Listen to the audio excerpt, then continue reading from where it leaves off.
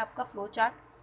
तो flow chart क्या होता है, जो एल्गोरिथम आपने लिखा है, ठीक है, उसको ग्रामेटिकल डायग्रामेटिकल रूप में जो रिप्रेजेंट करने का तरीका है वो होता है फ्लो चार्ट। तो देखेंगे, अ flow chart is diagrammatic representation of N algorithm work flow और प्रोसेस।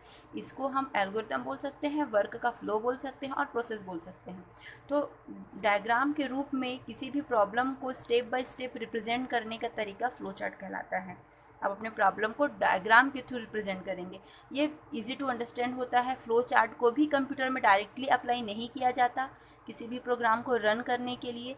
ये एक बेसिक स्ट्रक्चर है जिसका यूज़ प्रोग्रामर कोडिंग करने से पहले अपने प्रोग्राम को इजी वे में समझने के लिए करते हैं। तो फ्लो चार्ट के लिए हम कुछ सिंबल यूज़ करते हैं। पहला सिंबल ओवेल का है, ये रिप्रेजेंट करता है स्टार्ट और एंड को। Start and symbol is the terminator, इसे टर्मिनेटर बोलते हैं। Terminator symbol that makes the starting और एंडिंग पॉइंट ऑफ सिस्टम। ये किसी भी प्रोग्राम को स्टार्ट और एंड को रिप्रेजेंट करता है। दूसरा है पैरेललोग्राम। तो पैरेललोग्राम क्या करता है, इनपुट और आउटपुट सिंबल के लिए यूज़ किया जाता है। और पैरेललोग्राम में क्या होता है, यहाँ पे से यूज़र क्या देता है, इसमें इनपुट देता है और आउटपुट शो किया जाता है। नेक्स्ट देखते हैं है हमारा रेक्टेंगल सिंबल।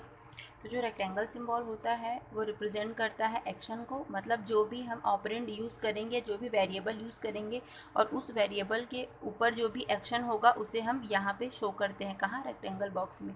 दूसरा होता है रोम्बस, या इसको डायमंड शेप बोलते हैं। इसका यूज़ डिसीजन के लिए किया जाता है। नेक्स्ट होता है आपका डॉक्यूमेंट सिंबल। इस डॉक्यूमेंट सिंबल का यूज़ किया जाता है रिपोर्ट को प्रिंट करने के लिए। आप पैरेललोग्राम का यूज़ करके भी अपना आउटपुट को प्रिंट कर सकते हैं। नेक्स्ट होता है एरो। तो ये एरो सिंबल क्या दिखाता है, आपके फ्लो ऑफ प्रोग्राम डायरेक्शन को, जो फ्लो ऑफ एग्जीक्यूशन हो रहा है आपके प्रोग्राम को, इसको शो करता है कि आपके प्रोग्राम का कंट्रोल कौन से डायग्राम से, आपको जो प्रोग्राम का कंट्रोल है वो किस डायरेक्शन से किस डायरेक्शन की ओर मूव हो रहा है। नेक्स्ट है कनेक्टर। ये सर्कल होता है, ये इंडिकेट करता है flow of continue. The connector symbol indicates the flow continue where a matching symbol has been placed. कहने का मतलब है, अगर आपने किसी प्रोग्राम का फ्लो चार्ट बनाया है और वो फ्लो चार्ट बहुत लेंदी है, जो एक पेज में नहीं आ पाया, तो आप क्या करेंगे, उस फ्लो चार्ट को लास्ट में उस फ्लो चार्ट का जो जहाँ पे एंड हुआ और वो कंप्लीट नहीं हो पाया, वहाँ पे आप एक सिंबल लगा देंगे कनेक्टर का, और जिस नए पेज से आप फ्लो चार्ट को कंटिन्यू कर रहे हैं वहाँ पे भी सेम एज इट इज़ ऐसा ही सिंबल लगाएंगे, जिससे कि क्या होगा, आपका प्रोग्राम वहाँ से कंटिन्यू हो जाएगा। नेक्स्ट है आपका डाटाबेस सिंबल, जो इंडिकेट करता है लिस्ट ऑफ इन्फॉर्मेशन को। इसके अंदर लिस्ट ऑफ इन्फॉर्मेशन होता है और इस इन्फॉर्मेशन का यूज़ ऑफ सर्चिंग और शॉर्टिंग के लिए करते हैं। तो ये था फ्लो चार्ट। नेक्स्ट देखते हैं एग्जाम्पल ऑफ फ्लो चार्ट। तो इस फ्लो चार्ट के एग्जाम्पल में फर्स्ट एग्जाम्पल है draw flow chart for addition of two numbers. तो यहाँ पे ये सिंबल, जैसे हमको पता है कि जो ओवल का सिंबल है वो क्या करता है, स्टार्ट को इंडिकेट कर रहा है। फिर हमने पैरेललोग्राम लिया जिसका यूज़ इनपुट के लिए किया जाता है, क्योंकि हमको दो नंबर को ऐड करना है। तो ए और बी हमने क्या किया, इनपुट लिया वैल्यू, और इस पर हमने एक्शन किया, मतलब इन ऑपरेंड के ऊपर ऑपरेशन परफॉर्म किया। तो इस ऑपरेंड के ऊपर ऑपरेशन परफॉर्म करने के लिए हम रेक्टेंगल बॉक्स लिए, उसमें हमने a+b किया, वैल्यू असाइन कर दिया सम में। अब हमको प्रिंट करना है, तो प्रिंट करने के लिए हम फिर से पैरेललोग्राम का यूज़ करते हैं, क्योंकि हमें पता है पैरेललोग्राम का यूज़ इनपुट और आउटपुट के लिए किया जाता है। यहीं पे आप चाहते तो आप डॉक्यूमेंट इस तरह के डॉक्यूमेंट सिंबल का भी यूज़ कर सकते थे इसकी जगह प्रिंटिंग के लिए, फिर आपका प्रोग्राम स्टॉप हो जाएगा। एक और एग्जांपल देखते हैं जहाँ पे डायमंड शेप का यूज़ हो। Program create a flow chart for algorithm that show the output when whether A and B. तो नेक्स्ट देखते हैं हम नेक्स्ट प्रोग्राम देखते हैं जिसमें डायमंड शेप का यूज़ किया गया है। यह प्रोग्राम ये जो फ्लो चार्ट है वो बना हुआ है किसके लिए, 2 नंबर को कंपेयर करने के लिए। और अगर ए बड़ा है तो ए इज़ मैक्स है और बी बड़ा है तो बी इज़ मैक्स है। तो उसके लिए सबसे पहले स्टार्ट करना होता है ओवल शेप का यूज़ करके, पैरेललोग्राम का यूज़ करके हमने 2 नंबर इनपुट लिया ए और बी। यहाँ पे डायमंड शेप में क्या हो रहा है, कंपैरिजन हो रहा है कि ए ग्रेटर है बी, तो A is greater than B. अगर ए बड़ा होगा तो यस, तो क्या प्रिंट हो जाएगा, ए इज़ मैक्स। अदरवाइज अगर बी बड़ा होगा, अदरवाइज यहाँ पे अगर ये कंडीशन क्या हो जाता है, फॉल्स हो जाता है, मतलब नो, ए बड़ा नहीं है, तब नो वाले फ्लो पे आपका प्रोग्राम डायरेक्शन मूव करेगा। तो यहाँ पे प्रिंट होगा बी इज़ मैक्स। उसके बाद प्रिंट करते ही आपका प्रोग्राम क्या हो जाएगा, यहाँ से स्टॉप हो जाएगा। अगर यस होगा तो यहाँ से स्टॉप होगा, नो होगा तो यहाँ जाके स्टॉप होगा। तो ये है आपका flow chart. Thank you. Next है सूडो कोड। तो सूडो कोड क्या होता है, pseudo code is more than algorithm but less that coding. मतलब कि ये एल्गोरिदम से मोर फॉर्मल होता है बट कोडिंग से थोड़ा लेस होता है।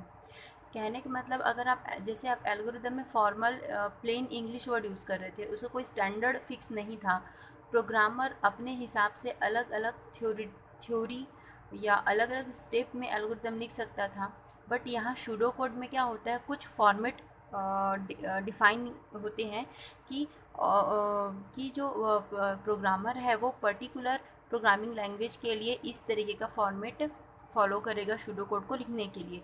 बट ये भी डायरेक्ट कंप्यूटर में अप्लाई नहीं किया जाता। इसको सूडो कोड का यूज़ करके प्रोग्रामर अपने प्रोग्रामिंग के प्रॉब्लम को इजी करने के लिए सूडो कोड का यूज़ करता है और ओन वर्ड्स में कुछ थोड़े बहुत formatted high level structure language को फॉलो करते हुए कोडिंग करता है। बट इसे डायरेक्ट कंप्यूटर में इम्प्लीमेंट नहीं किया जाता। नेक्स्ट है, pseudo code is an informal high level description of a computer program but written in format that is similar to the structure of high level language। कहने का मतलब ये है कि ये हाई लेवल के जैसे डिस्क्रिप्टिव नहीं होता। मतलब जो हाई लेवल जो प्रोग्रामिंग लैंग्वेज होते हैं जिसमें प्रॉपर ग्रामेटिकल रूल्स होते हैं, आपको फ्रेजेस इंग्लिश के वोकैबुलरी यूज़ करनी होती है, वैसे एग्जैक्ट हाई लेवल लैंग्वेज के जैसा आपको रूल फॉलो नहीं करना पड़ता।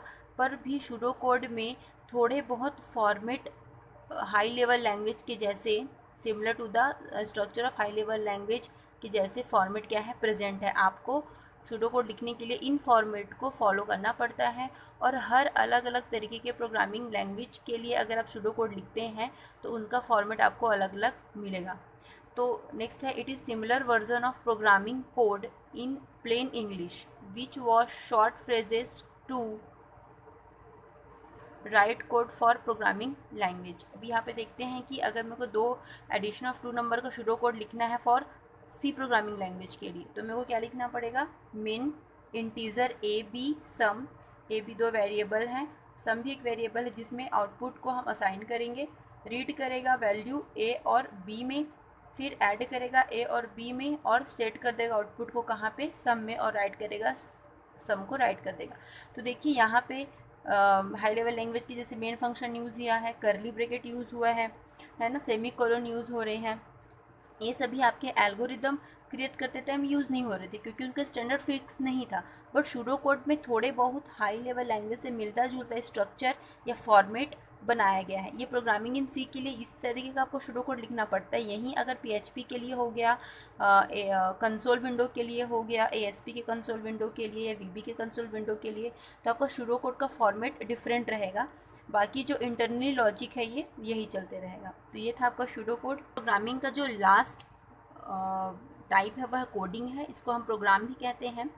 तो once the pseudo code is complete, program logic has to convert into required programming language which is called coding.